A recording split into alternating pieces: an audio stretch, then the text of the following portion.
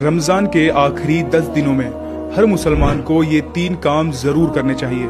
पहला, हर रात 1 रुपया सदका करें। अगर उस रात लैलतुल कद्र होगी तो आपको 84 साल तक सदका करने का सवाब मिलेगा। दूसरा, हर रात 2 रकात नफिल नमाज पढ़ें। अगर उस रात लैलतुल कद्र होगी तो 84 साल तक इबादत करने का सवाब मिलेगा। तीसरा, रोजाना 3 मरतबा सूरे इखलास पढ़ें। अगर उस रात लैलतुल कद्र होगी तो आपको 84 साल तक कुरान शरीफ पढ़ने का सवाब मिलेगा। इस वीडियो को आप सदका जारिया समझ के हर मुसलमान